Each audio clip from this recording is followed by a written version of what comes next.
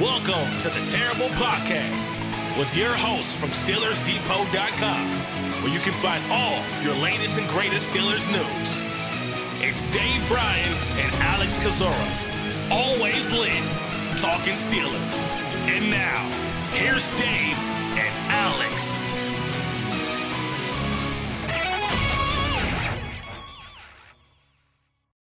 Welcome to the Terrible Podcast, Season 13, Episode 121. He's Dave Bryan. I'm Alex Kozora, SteelersDepot.com. Thanks for being back with us here on this Saturday, Steelers Nation, getting ready for Day 3, the final day of the 2023 NFL Draft. But before we do that, we got to talk about a very busy, entertaining, and frankly unexpected, in a very good way, Day 2 for the Pittsburgh Steelers on Friday, making 3 selections. And Dave, had you told me, pre-draft, the 3 selections Pittsburgh made were the 3 selections Pittsburgh made, I would have called you a liar. In Joey Porter Jr., Keeanu Benton, and Darnell Washington. This has been one of the most unexpected and I think rock solid day 2s of the draft Pittsburgh has had in quite some time. Well, I mean, ahead of the draft, if somebody would have told you that, obviously, there's no way you probably would have believed them. You probably would have believed them after the first day of the possibility of Porter Jr. and Benton, right? Sure, but then you throw in Washington, and that's the cherry on top. That's the kicker, right? Right. Look, if somebody would have told me ahead of the draft that Darnell Washington would have fell to 63 overall, I would have raised my eyebrows quite a bit. If you would have told me that he raised to or would have fell to 93 overall, I probably wouldn't even responded to. I thought you were trolling of some sort there, and that obviously that ended up happening there. And, we'll talk a little bit about it, some medical red flags or something associated with him that obviously none of us knew about ahead of the draft. Heck, this is a guy that, a lot of people had as even a late first round possibility. This is a guy that most everybody that you probably read that you trust had in their top 50 overall prospects of this year's draft class. And, for him to stay on the board as long as he did, to nearly almost making it 100 picks there is truly something there. But man, we've got some stuff to talk about today, don't we? We do. We have lots to talk about. And had you said that Washington was there at 93, the question would have been why. And the answer apparently is medical. We'll talk about that here in a little bit. But let's start at the top of the draft, the top of round 2, Pittsburgh holding that 32nd pick. And all day Friday, there was buzz and rumors and reports about all the interest the Steelers were getting in that pick, with the top quarterbacks still being on the board in Will Levis and Hendon Hooker. Reportedly, I think 4 teams were in the mix, but Pittsburgh holds the pick, to my mild surprise, but to my unmild surprise, stay and take Penn State cornerback Joey Porter Jr., a first-round candidate, somebody we thought was in the mix at 17. You get him at 32, and so Pittsburgh deciding to not trade down in order to take Joey Porter Jr. I tell you, all the all the talk and all the reports and everything from obviously starting with the pre-draft press conference with Mike Tomlin and Omar Khan talking about the excitement related to that 32nd overall pick. You get into once again the time in between the first round and the second round, and the Steelers have tons of calls, and this is going to be exciting. Pretty much a seller's market here when it comes to that. You go through all of that, and then to get to the point where you're finally a handful of minutes, into being on the clock, and then you start seeing the shots up on NFL Network of them passing around. Once you saw them passing around the phone in there in the draft room, you had a feeling they're going to make the pick at that point there. Was this a case of maybe wanting too much with that pick, with maybe putting too much out there, that you were trying to sell it and not taking everybody knew they weren't going to take a quarterback in that pick. But I kind of view this as maybe teams knowing that they weren't going to take a quarterback. So why buy the pick unless you needed a quarterback there? And the second thing is, was the asking price too high? We'll obviously never know.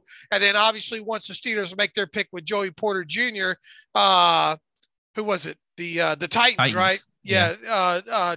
Traded up to that spot, that next spot there. And then obviously took Will Levis at that point there. So there was certainly was a lot of buildup related to that.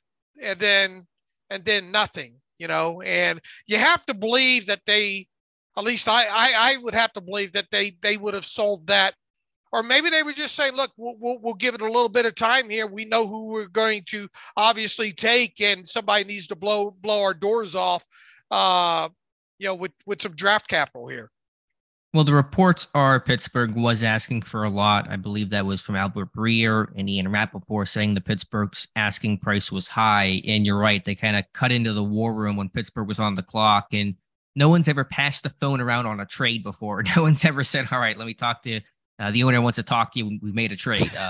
That's never happened. So you knew the pick was in. What did Tennessee give Arizona? I forget what the trade terms were. I imagine whatever they gave Arizona was basically what they were offering Pittsburgh. I want to say it was maybe a third-round pick. I missed the terms because obviously I was so wrapped up in writing up the Joey Porter Jr. pick. But we can probably take a really good guess at what at least Tennessee was offering, considering they traded up one spot later to get Will Levis out of Kentucky. Let's see. The Titans, Tennessee sent the 41st and 72nd picks plus a 2024 third-round selection to Arizona to move up for 33, adding and then Arizona gave them back the 81st pick in the deal overall. So it was 33 and 81 from the Cardinals for,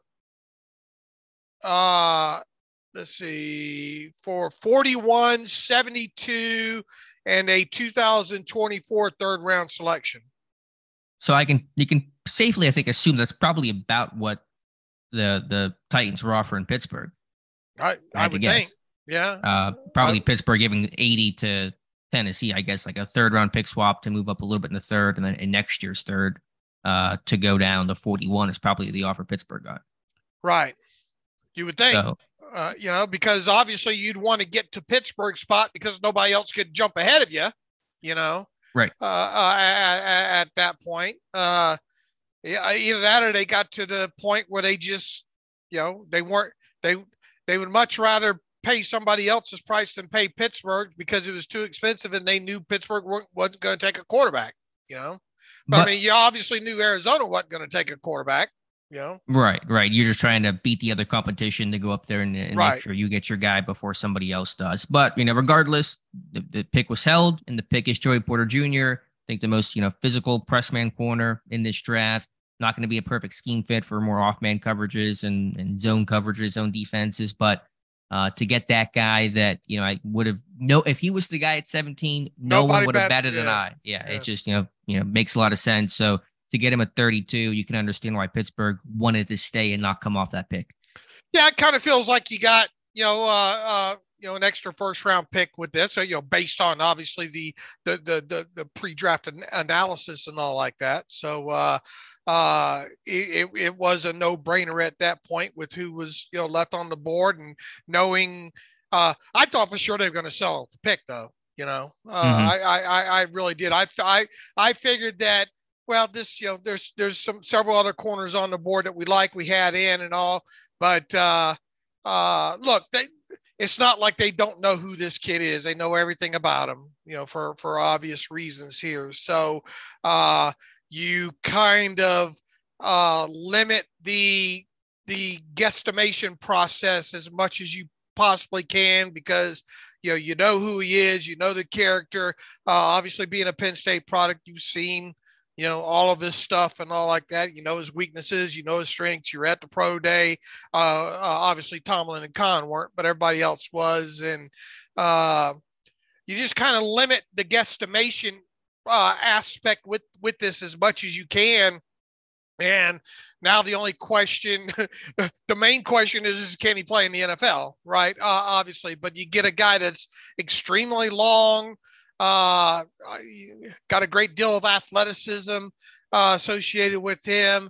As you mentioned, there are some quirks in his game, and those quirks that were enough to drop him out of the first round, obviously, there. But he comes to Pittsburgh, a place obviously he knows well. He'll be able to get settled in quickly. There won't be any of this process of getting adjusted to your new surroundings. He comes into an organization where he'll feel really, really, really comfortable right off the bat. He'll have a great mentor there, obviously, in Patrick Peterson, and hopefully that can help him work through some of those, issues that he carries with him into the NFL as far as the technical aspects, more off-ball kind of stuff as well too there. So, it was really pretty much a no-brainer pick once they decided to stay at the pick and make the selection, right? Sure. You knew a cornerback was going to be the pick there, their second pick of the draft after going tackle in the first round. Those were the two big needs that they were identifying going into this process, tackle and corner. And you knew the Porter was going to be the top corner available. So no surprise there. It's a good system fit, good scheme fit. Pittsburgh plays about as much man coverage as any defense in the NFL. As you said, what he can learn from Patrick Peterson, a good environment there. And, I just want to know exactly how he gets involved right away. Not that I think he's super raw, but just from a standpoint of, okay, I imagine he'll work in sub packages. What does that look like? Who's going to come inside and play the slot? Porter's not a slot corner. Levi Wallace, not really a slot corner. It sounds like they want to do some stuff with Patrick Peterson, but he's not your typical slot corner. So I'm not entirely sure how all that looks, but you get youth at cornerback, you get some size, you get a little bit of speed. Overall, I think it hits all the right boxes. Yeah, and after the pick was made, Teryl Austin says, "Look, he didn't want to come right on out and say that he's going to be the day one starter, but within that, you kind of get the feeling that they're hoping to push him." In that general direction, no red shirt for him is what Teryl Austin said, but within that, he'll obviously have to compete, for a spot and everything like that. So, at the very least, he comes in healthy, and once again, doesn't have to go through all the growing pains of getting settled in a new city, so to speak, and that kind of stuff. So hopefully he can hit the ground running and learning and picking up things, and who knows, by day one, perhaps he is your day one outside starter opposite Patrick Peterson. Just some notes on Porter's game as I was watching him throughout the pre-draft process. Obviously, extreme length, 34-inch arms, can play the quick game well. You can't throw slants on this guy because he just bats them away. I think he's aggressive underneath and can close and can hit. He's worked on not being as grabby. That was the big thing he wanted to work on for 2022, was cut down on those penalties. And I think he did a good job of that. Still can kind of get that overall. And I think he can be a little too aggressive and kind of, bite on some of those pump fakes and sluggos and double moves. And that gets him into a bit of trouble. But overall, I think the technique has been cleaned up enough where he's not going to be this penalty machine at the NFL level. At least that's going to be obviously the goal. Yeah, the kind of the lateral aspect, right, is a little bit concerning. Yeah, I was trying to see exactly in what respect. I mean, when you're a bigger, longer corner, I guess, unless you're a super elite type of guy like a Christian Gonzalez, you might have some lateral concerns. I think maybe just him, when he can't get hands on guys, it's going to be whenever I think his play starts to suffer a bit. And that's why he struggles more in off man and zone coverage, at least off zone. So, you're going to have to be, a little more scheme specific with him, especially early, to get him comfortable. But you just want to use what he has to his advantage. And what he has is, 34-inch arms, which is extremely rare for a corner. Yeah. And so you definitely want to utilize that because he can, jam routes and disrupt timing. And that's where he thrives. And so that's how you want to make sure that you're focusing in on using him that way.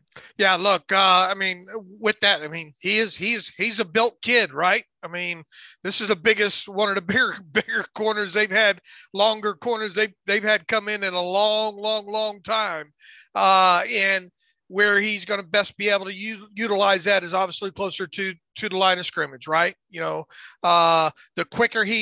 sooner he can get his hands on a wide receiver, the better. And as far as where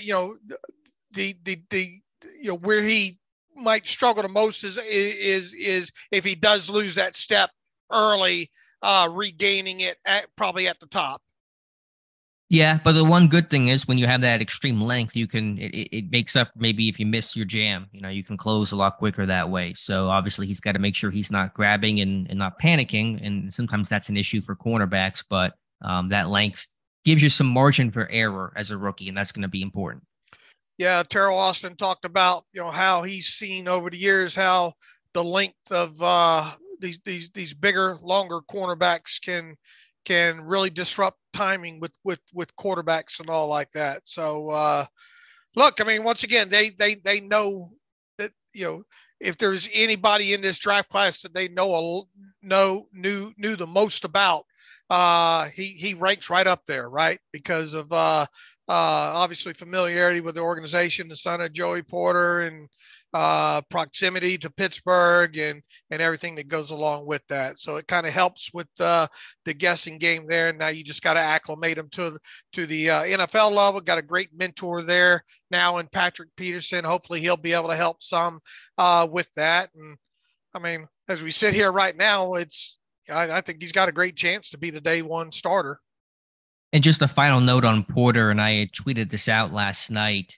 You can just appreciate the conviction that Pittsburgh has with some of their recent high draft picks, whether that's, Najee Harris being the first running back off the board in 2021. We knew he was their number one running back because no running back went ahead. Same with Kenny Pickett last year to trade up for Broderick Jones. That, okay, he's their guy. And now to not trade down from 32, despite very tempting offers, and take Porter at 32 yesterday, that all says that, like, these are our guys. They haven't just fallen into our lap, and we're not just kind of plucking the guy off the board, and nobody took the guy that we wanted right ahead of us, and it's not an Artie Burns situation. Like, we know that Pittsburgh loves these guys based on their actions, based on, them being the first at their position off the board. And there's some comfort in that, knowing that, okay, these are definitely the guys that Pittsburgh wanted.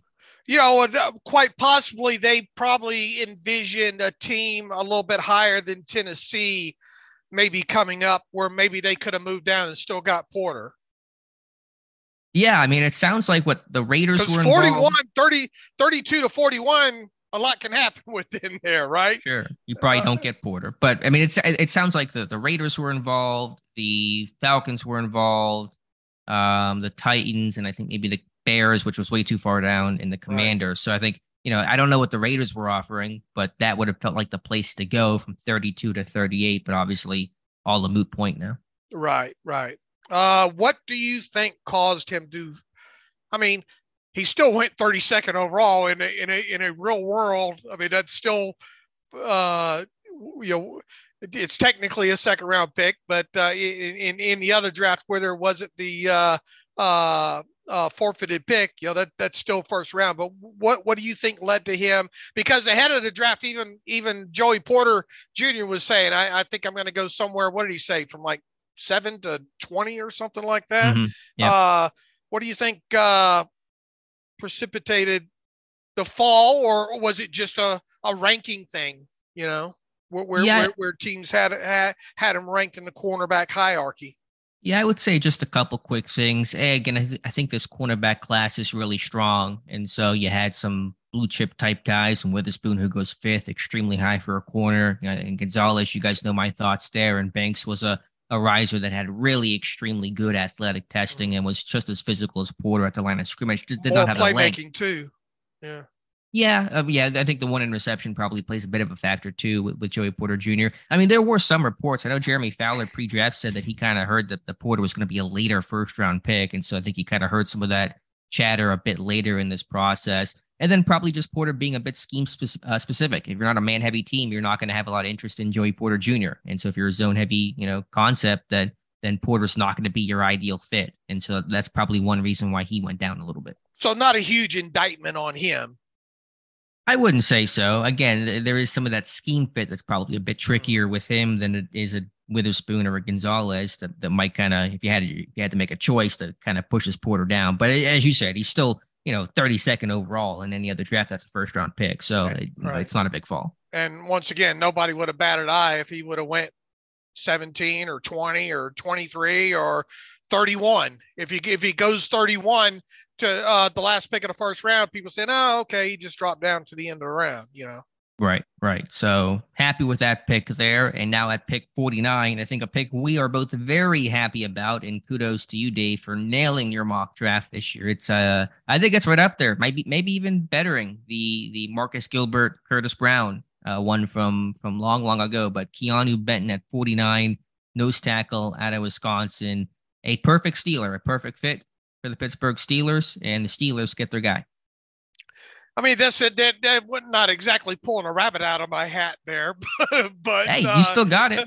But this is look. I mean, it goes back to the too early in the pre-draft process, right? I mean, right out of the chute, we talked about this several times. How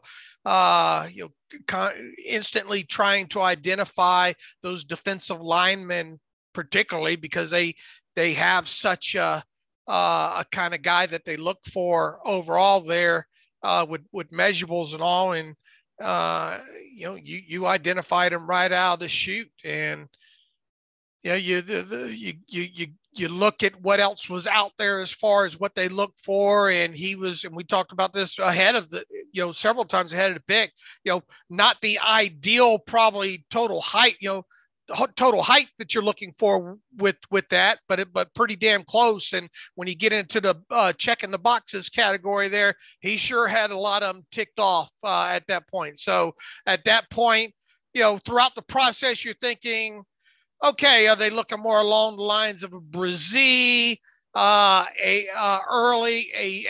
Benton early?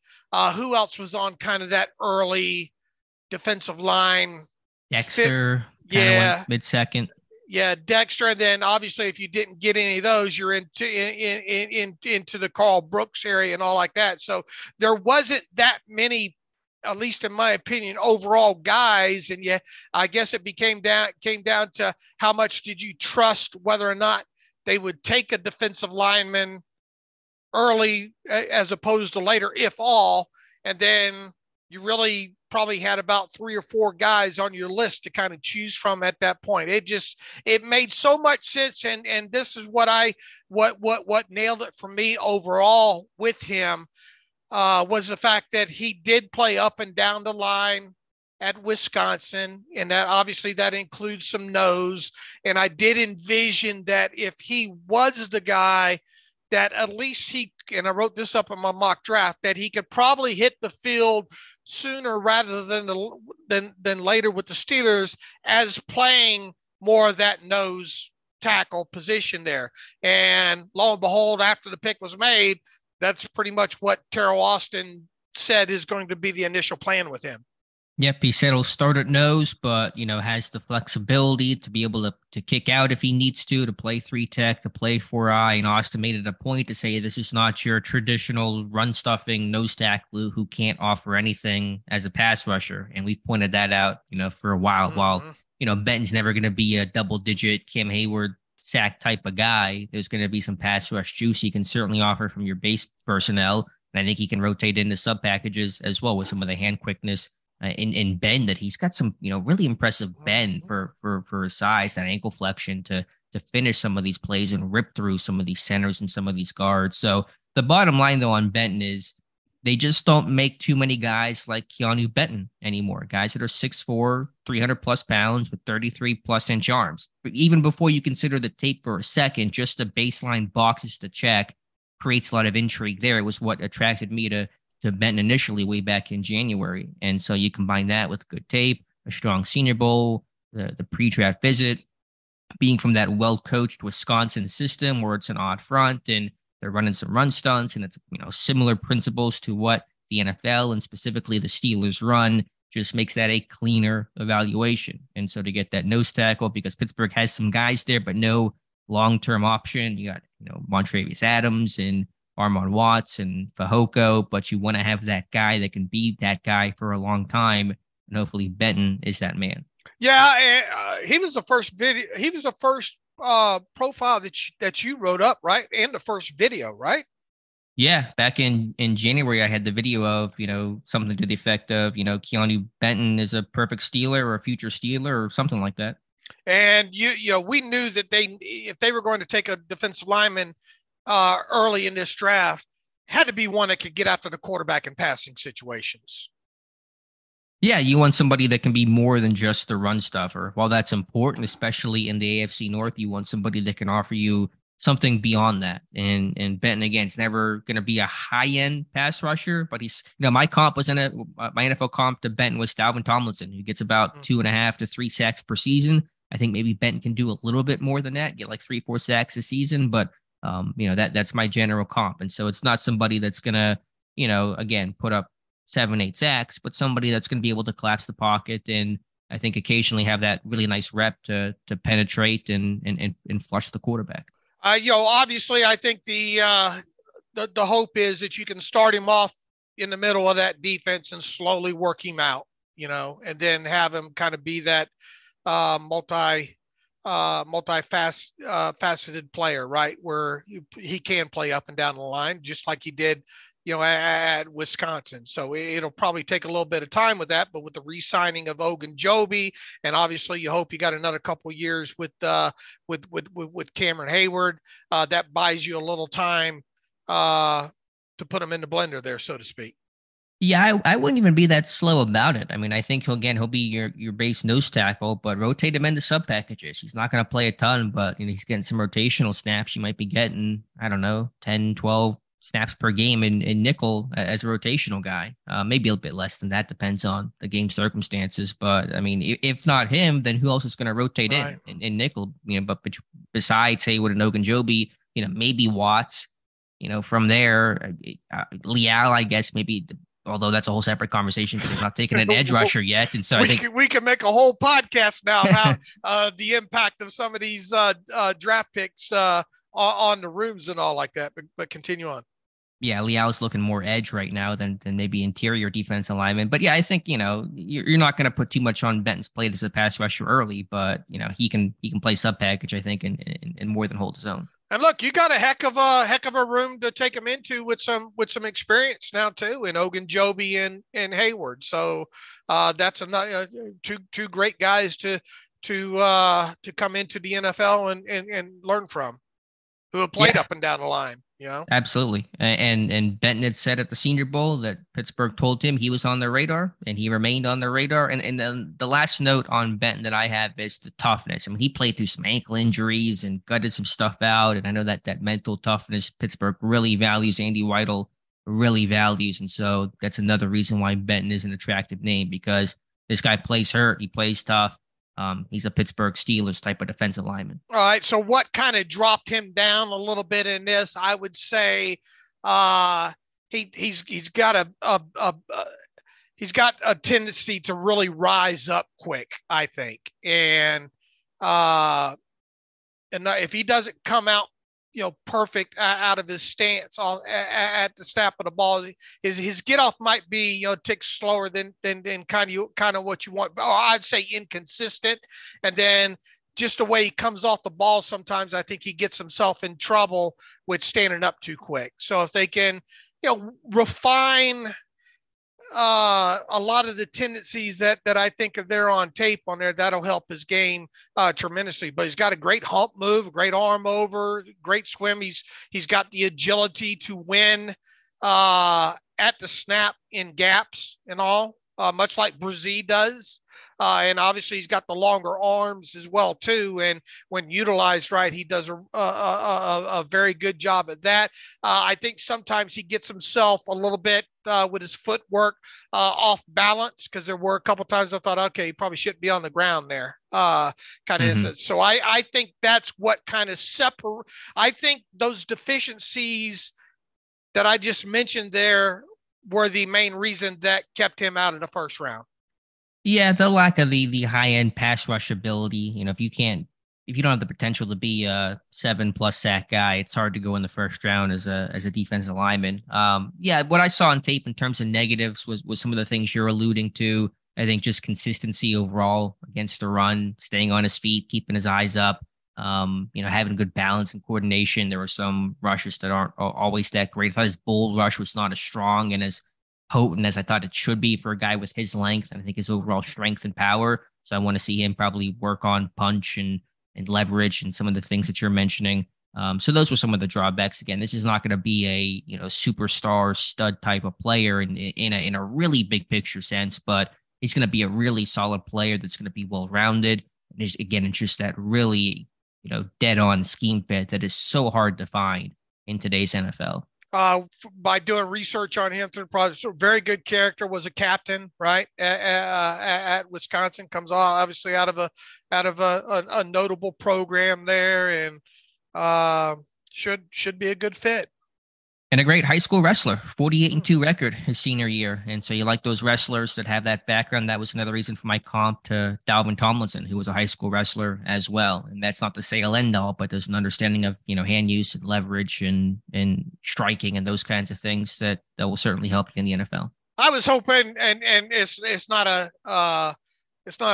any kind of a gig at Terrell Austin. I was really hoping Carl Dunbar would come in there and talk about him after the selection. It seems like they're not doing positional coaches this year. I guess it's just coordinators to come in and speak. I guess we'll see today, right? With the picks today, if they and then obviously Khan and Tomlin will wrap it all up later on and all like that. But I found myself disappointed that Carl Dunbar, because I want to hear Carl Dunbar talk about him. Maybe they know the positional coaches will let things slip a little bit more than maybe a Terrell Austin will. So maybe that's the rationale there. But the main takeaway here is, and if people have listened to the show and read the work and all, his arrival in Pittsburgh via the draft should not be a shocker. No, not at all. He is one of the best, fits, probably any prospect, any team in the NFL draft, in my opinion. Blues Clues is still alive, is it not? Blues Clues, yeah. And just really, I guess just run down that pre-draft visitor list. You do that. You're, literally all their picks so far have come in for a visit. So, we'll see how that trend probably can't hold true for day 3, because all they brought in was day 2 guys, but it's so far they're 4 for 4. So, and look, we also put a lot, I know I do, and I think you do as well too. We've talked quite a bit about arm length, Yeah. How about, I want to look at the numbers, but Pittsburgh has to have like the longest class of any team so far in the draft. Jones, Porter, Benton, and Washington, all those guys have to be like upper percentile in terms of their arm length. And had they ended up with a guy like Brzee, one of the big things that I couldn't help but get away from, or I couldn't help but keep sticking out in the process with Brzee, was that arm length, and it would have been. And we talk about that with the tackles too. They seem to have a thing with the arm length when it comes to the tackles and defensive linemen. And so far they've stuck to that. The good news is, Dave, everyone in the cafeteria can feed themselves this camp. Oh, okay. Good. All right, good. We won't need any assistance for that. Yeah, there's no T-Rex arms in this Steelers room. All right, so you're sitting there at pick 80, and I'm going, they got to trade out of this pick, because if they don't, and if they pick at 80, there's no pick until 241, and trying to bridge that gap would obviously require future capital, which is not something I really wanted to do. And so little surprised to see them come down from 80, trading with the Carolina Panthers, getting pick 93 later in the 3rd round and pick 132 in the 4th round here on Saturday. And so that's the trade there. I assume you probably were not surprised by the move as well. Yeah, especially when I was looking at the board at that point. now obviously Washington was still on the board at that point. So if they were, I mean, just looking at the way the board had broke at that point and needs and all like that.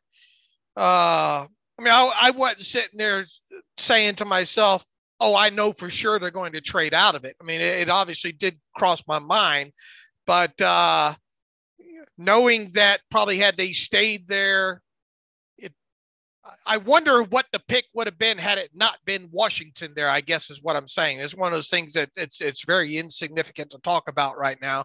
But just looking at the way the board was at that point, it did make a lot of sense. And look, you know, obviously it's a rear view mirror conversation now, but they still got Washington. You don't know that when you're trading down at that point. But I think once again, that's a byproduct of not being able to move out of that 32 pick. Yeah, as you stated.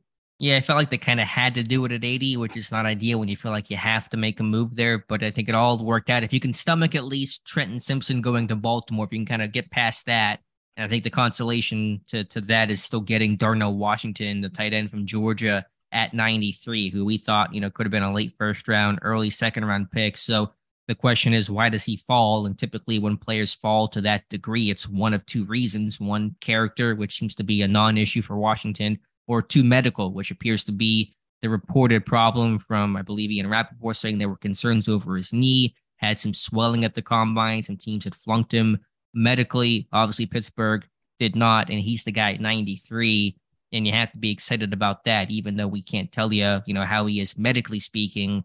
To get a guy like that at 9, to get a guy like that in general is fun and exciting and tantalizing.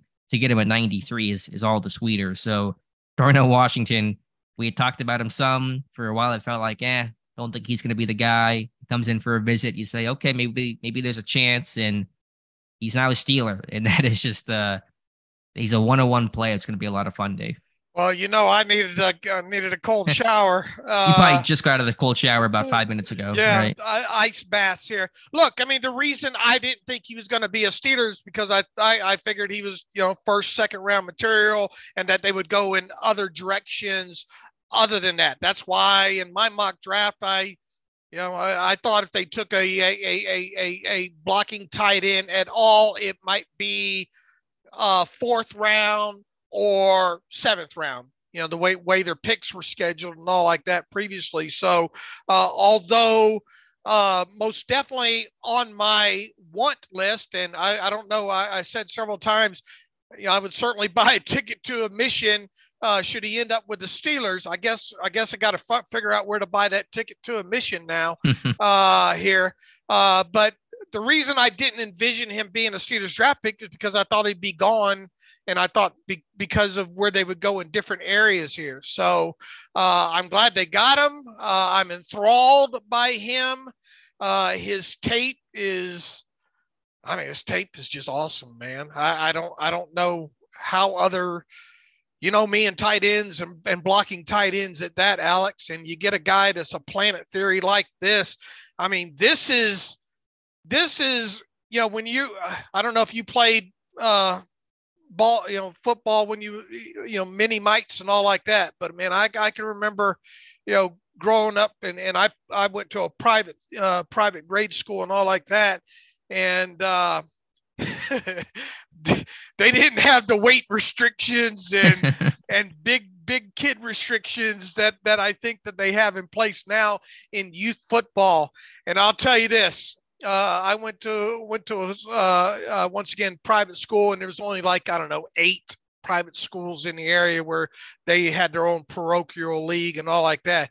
There was this kid on St. Michael's that this kid was huge, man. I'm talking he was grown man like, and you can't help. Yeah, and I was a pretty fearless little kid, but there was fear. We all had fear. We all had a 1,000-yard stare from all this. Yeah. And you were open about it too. This is the kid on St. Michael's right here. man, he's huge.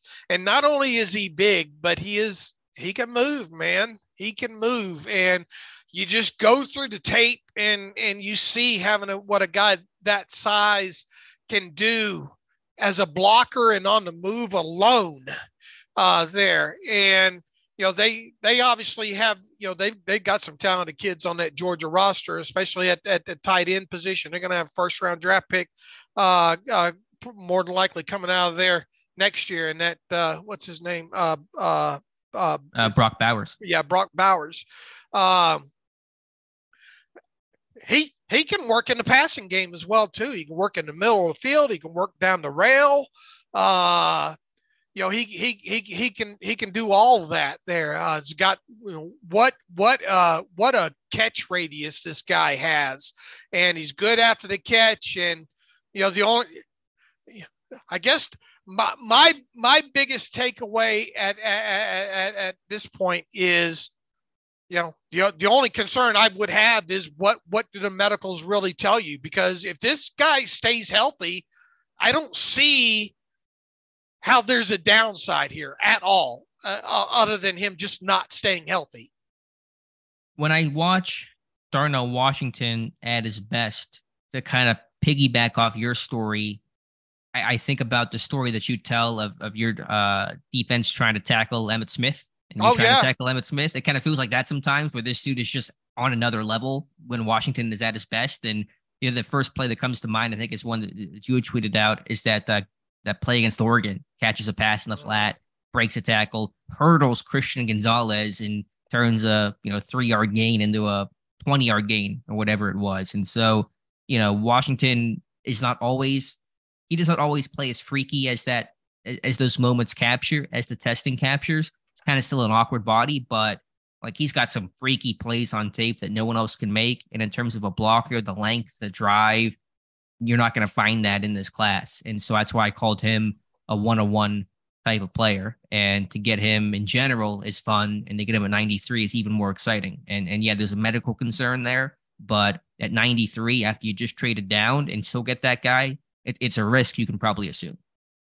Oh, without a doubt, especially where you got him there at that point there. So once again, I mean, he is a guy that can make the unbelievable catches as well too, Yeah, I mean, his catch radius, as you said, is absurd. When you're 6'7" with that kind of length, it's hard to miss you. It's hard to overthrow you. And he's got, I think, soft hands overall. And I know that it's the combine and it's the underwear Olympics, but it just kind of, you get to watch these guys back to back in the same environment. And so it makes kind of that evaluation easier. But usually whenever the tight ends hit the blocking sled, they're terrible at it because they're big receivers and, they're too high and they pop up on contact. There's no power on their hands. And so you can go back to the combine and watch those guys do those drills. And then you watch Washington line up and just moves the sled like there's 10 yards and just no issue at all. And you just kind of see that stuff that makes him different from every other tight end and a very talented tight end class. And so that's the fun part with him, what he can do in 12 personnel, what he can do in the red zone, obviously for you in the run game, front side run game. All that stuff is going to really open up the flexibility of this offense. Poor Fred the Sled at the combine probably felt like I did in grade school. Right, tackling. What's that guy doing on the field here? He could certainly move that thing for sure. And once again, I just, you look at his large selection to take. Now, look, the concern obviously be with a guy that big. How do defenders need to attack a guy in the open field that big? They have to go low, right? Yep. You go at the knees because you can't go high on them.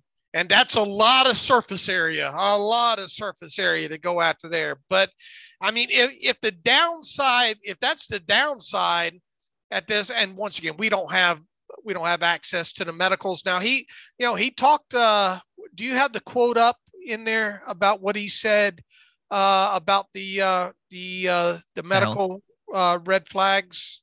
Yeah, I can pull it up here. I think it's a couple things here. He said, quote, "I had surgery on the right one," referring to his knee, "but it was just to clean some cartilage up. There was no tear, no break, no fracture, no nothing." Basically was downplaying, the reported concerns over him medically. I mean, once again, unless and they did bring him in for a pre-draft visit, so you would think that if there were any concerns on the Steelers' end, they would have looked those over top to bottom. I mean, it goes back to what you had to spend on him and what you're getting in return. I just struggled for where are the negatives with him? Well, just to wrap up the medical, in my quick research, and our Dr. Mel is going to have an article on this, I think, sometime in the next couple of days. He had foot surgery in 2021.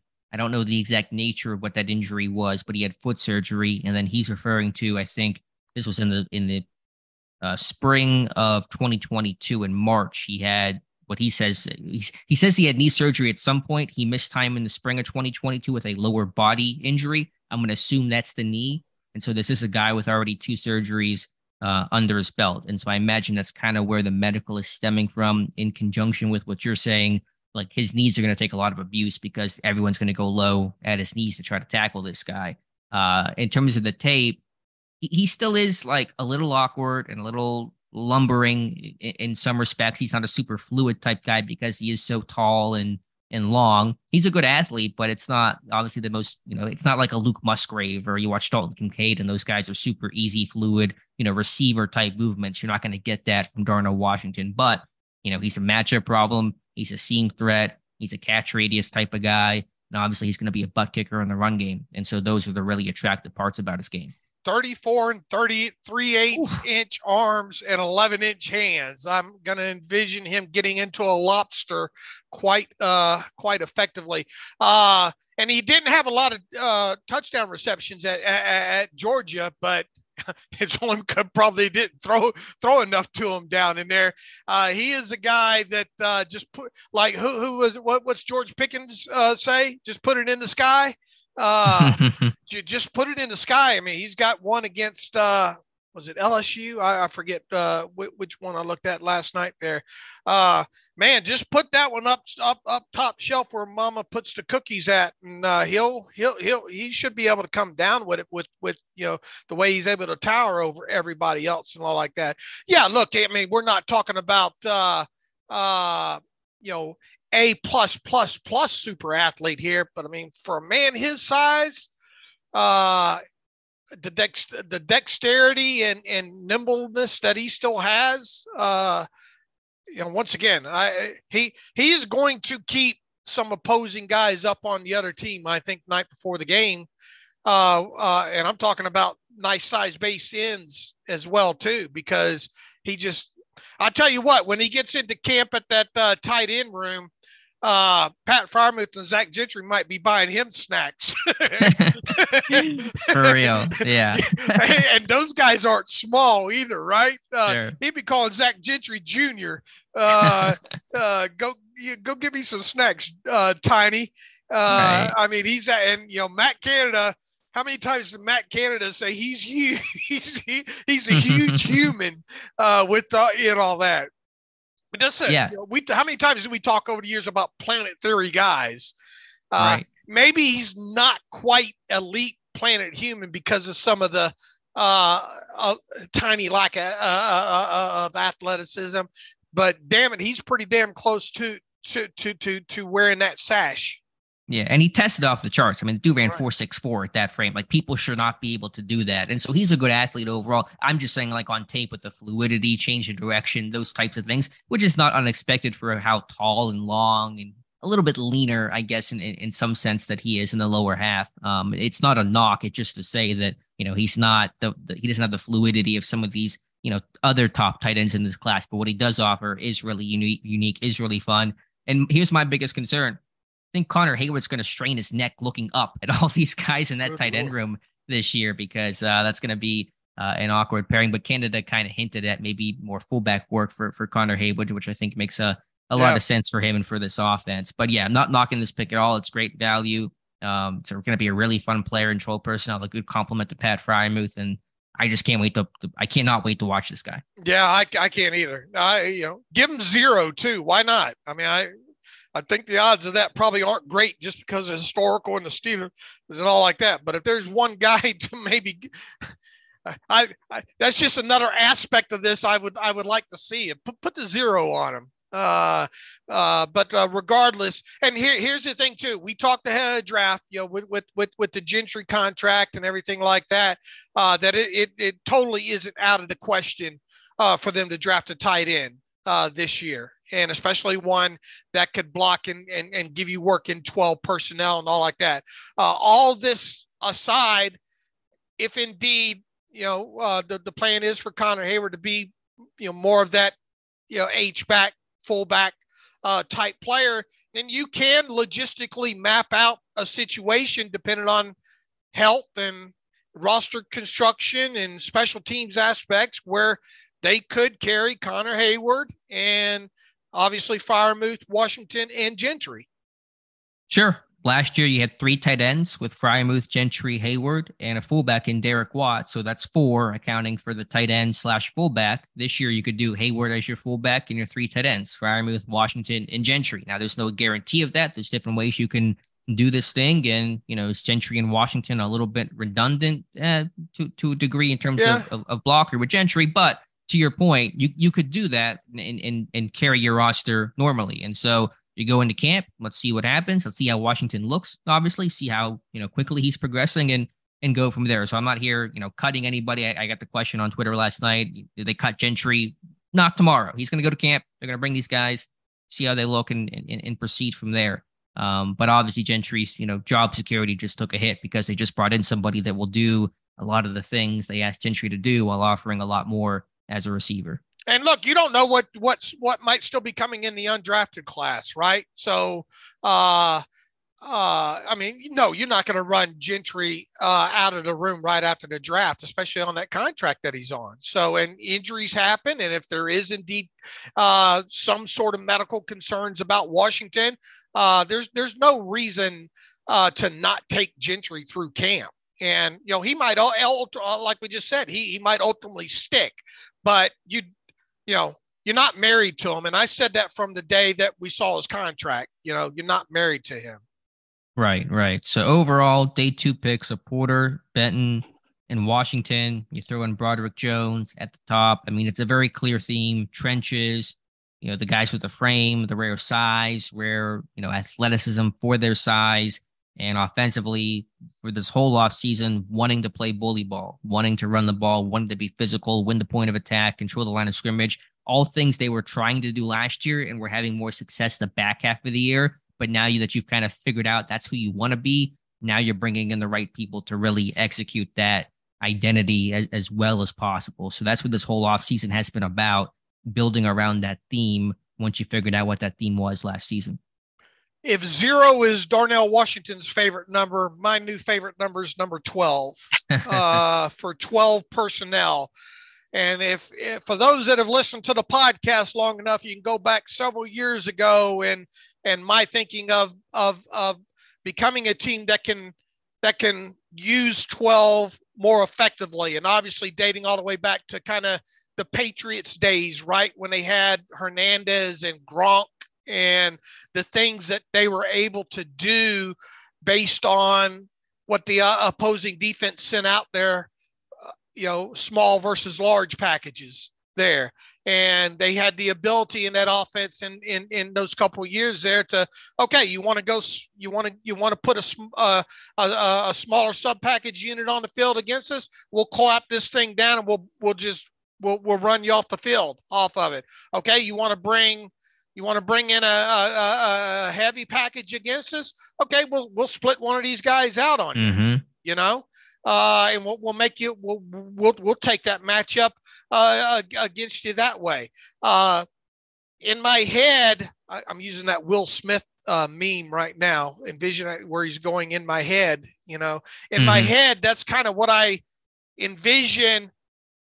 Hopefully, we seeing more 12 personnel. And let me tell you, at this point with the guys that they've added in this draft and in free agency, and then obviously a couple of years back with spending a first round draft pick on Najee Harris, they damn sure better be able to run the ball, Alex. They damn sure better be able to run the ball because everything's going to be predicated on that.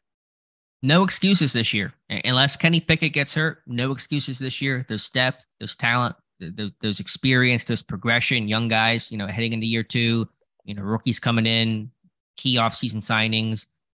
Whenever they kind of had that busy, what I should say, whenever they made the decision to retain Matt Canada, my title of the article I wrote was, "It's time for Matt Canada to land the plane." Mike Tomlin always says you got to land the plane, basically do the dang thing. And this offense has to do that this year. They've been the 23rd ranked red zone offense the last 2 years under Canada. They cannot be the 23rd ranked red zone offense in 2023. If they are, it's a crying shame, because you have a lot of size with Robinson, Pickens, Frymouth, Washington, what this run game should be able to do. You have personnel flexibility where you can go 11 with Robinson or Calvin Austin. You can go 12 personnel now with Darnell Washington in the mold. Like, there is so much flexibility for this offense. There's so much talent. There's so much size. This offense, it does not have to be the Chiefs or the Bills, but this has to be a pretty good offense that finishes drives and certainly is much better in the red zone than they have been the last 2 seasons. Right. Absolutely. I mean, we ought to really see great strides in that area. Great strides based on what they've done. Yeah, for sure. So an exciting day 2 overall. Just as a quick note, as we start to wrap things up and get ready for day number 3, that starts here in a little bit on Saturday. Are there any names you're looking for? I know Pittsburgh doesn't have a ton of picks as of right now, 132, 241, and 251. We'll see if they maybe trade that 132 pick down again to pick up a 5 or a 6. But any names in particular you're watching for here on day 3, Dave? I tell you, a guy that I've talked about a few times now in this thing, and they didn't show other than I think Mark Bruner being at that Missouri Pro Day. Isaiah McGuire is still sitting out there. Yeah, he's a big body edge rusher. Yeah, out of edge, an edge out of Missouri there. And, now the edge position overall has kind of dwindled down throughout this thing, right? At this point, are there any edges that you have particularly circled at this point? I mean, the other Clemson edge is out there, right? KJ Henry. Yeah, right. He's there. Robert Beal came in for a visit. I could see him as a 7th round pick. He's got another Georgia kid with length. Why not? Doing it already. Just make it 3.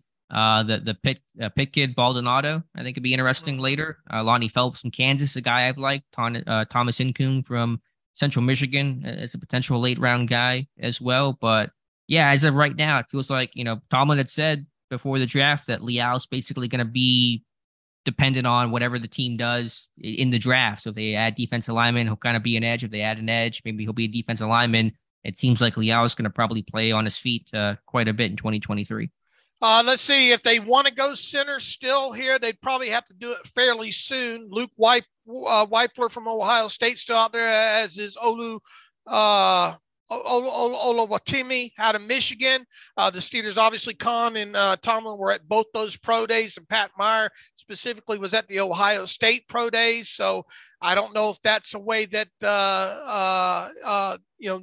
they might end up going that way. Trying to think, man, there's a lot of great slot corner options still out there. Yeah, I mean, Clark Phillips is there. Hodges Tomlinson's there. I mean, there's some slot options that I think this team, I would love to double dip a corner and pick up a kind of more slot focused type player. Pittsburgh has just not shown much interest. Could it be one of those hybrid type guys? Your Anthony Johnson from Iowa State, your Jamari Connor from Virginia Tech. Those will be 2 names I'll be watching for that can try to fill both of those needs to, on this defense. All right. Who else you got on that list? Rattle off some. Yeah, you mentioned the receivers last night. I think that those are good suggestions, especially round 4 if you want to go a bit bolder and go receiver. Charlie Jones from Purdue, Bryce Ford-Wheaton from West Virginia, and Xavier Hutchinson from Iowa State, your big slot, Alan Lazard type, great blocker in this class. Quarterback, could you see one there if somebody falls? Jaron Hall from BYU, Clayton Tune from Houston. Both those guys came in for visits. Will they fall all the way to 241? We'll have to see, but something to consider there. I'll give you my shot on an offensive lineman that has not gotten a lot of buzz, but a late round guy. How about Jerome Carvin from Tennessee? He's got size, has length, extensive experience at all 3 interior positions, both guard spots and center, and Pat Meyer at that pro day, primarily to watch Darnell Wright, but you get to watch Jerome Carvin as well. And then how How about in the fourth round, Nick Herbig at 132? If he's sitting there, Nick Herbig, that's a guy that feels like a Pittsburgh Steeler. What round do you think with him? Fourth round, 132. Okay. I just kind of wonder how far he's going to fall because of the size and the position switch. That's the only thing. I mean, is obviously the connections are there and all that stuff, right? Yeah, obviously. We've talked about him several times. It's just you wonder about the size and the position switch, how that's going to impact him. It's a fair point. Yeah, that's probably why you're seeing this guy slip a little bit. You saw that run though on off-ball linebackers towards the end of round 3, so maybe that kind of pushes Herbig up now that Overshawn and Simpson and those guys have come off the board. Any other names you're watching for on day 3, Dave? I was buried in the tape last night. I wonder where. What do you do if Andrew Voorhees continues to fall? Yeah, do you take him in the fourth round? That feels maybe a touch too high for where Pittsburgh is at. And then does he go 5th, 6th round where you don't currently have a pick? Let me ask you this. I know it's impossible to really, have confidence in answering, but will they trade down at any point today to pick up extra capital? And will Kevin Dotson be on the move still? That's true. Fair point. That there is still out. I was asked about that again this morning on Twitter, and I mean, I would have to think that the plausibility is there, whether or not indeed. I mean, it's so hard to put a percentage on, especially trading a player, for a pick during the draft. There, if there was one to do it with, I would think he would be the guy. Yeah, I mean, well, I don't. They've already shown that they're willing to move, right? So I don't think you can put it out of question. And I think they could obviously use another mid-round pick, however they get it. Yeah, you go draft maybe a guard in the 4th round, and then deal Dotson maybe for a 5th center. Round pick, or guard center, somebody right. Like that, and you send Dotson out. I mean, Khan's been aggressive, so you can't say that if they want to do it. I mean, the option's there. I think it's still probably less likely. I think that's just a safe bet to say, but nothing can be ruled out. I mean, look, did you put Anthony Johnson Jr. on the list? Yep, from Iowa State. Yep. Right. I think if you get in, if he, I have such a time struggling where he's going to go in this thing because of the position switch and all like that. But I mean, if he did fall into the 7th round, why wouldn't you go after a guy like that? I guess would be the biggest thing. Trying to look through the list of who else is available, man. And just, I mean, look, they could obviously use a safety or slot corner, right? You could envision an interior lineman, someone that can play center, being added in there. An off the ball linebacker. You could probably envision that easily, right? Yeah. I was trying to find what name though, if not Herbig. Just trying to see who might fit. Dorian Williams off the board, and that's the guy Pittsburgh had interest in. Is there any other name besides Herbig that you could offer up? Anthony Orji, who I talked about out of Vanderbilt. I think someone that could definitely, at least come in and be kind of that special teams guy and learn the ropes a little bit within there. I think that could be a possibility. If you waited on an edge until later, Robert Bill's probably still got to be on the board, right? Yeah, I think he's a prime 7th round type candidate. Again, Georgia kid with length. He had more production 2 years ago, came in for a visit. I could certainly see that at 241 or 251. And you mentioned the wide receiver, Bryce Ford Wheaton and like that. So, and Xavier Hutchinson's still out there. I mean, they could go various different directions here. I know neither one of us mocked a wide receiver, right? Or I didn't, I don't think. I did not either, right? Right. And it's possible though. We'll see. Once again, quarterback, will they take a 7th round quarterback or something along those lines? I think that's plausible. All right, Dave, we should probably wrap this thing up with the draft about to kick off in a little over an hour from now. So we'll come back tomorrow and talk about what happens on day 3. And of course, the undrafted players as well. Always excited. Should be a pretty strong class, pretty large class of undrafted players, and maybe some notable names there. Absolutely. And we'll talk a little bit about the Allen Robinson. We didn't get a chance to talk about it today, but the Allen Robinson contract details came in. So we'll discuss those a little bit more in depth. We'll talk about the future of Ahkello Witherspoon at this point with Joey Porter Jr. now in the room, right? Is there a possibility that Witherspoon doesn't make it by next, hangs on till next weekend. We'll discuss all that. No questions today because we got to get out of here, start getting prepared for day 3 of the NFL draft. It's going to make for a long day here. Appreciate everybody's support. We had a all-time record day on Steelers Depot on Friday, and we couldn't have done it without listeners and all like that. Hopefully you're enjoying the draft content and every aspect of the draft on top of it. So we will be back talking again in the morning, right? Yeah, be back Sunday morning to wrap up the 2023 NFL draft. All right. You can follow me on Twitter at Steelers Depot. Follow Alex on Twitter at Alex_Kozora. Follow the show at Terrible Podcast. Email the show, theterriblepodcast@gmail.com. If you like what we do and want to donate to the cause, SteelersDepot.com. Hit the donate button up right navigational bar. Also, if you want an ad-free version of the site, SteelersDepot.com. Hit the ad-free button there. Until about 24 hours from now. As always, thanks for listening to the Terrible Podcast with Dave and Alex.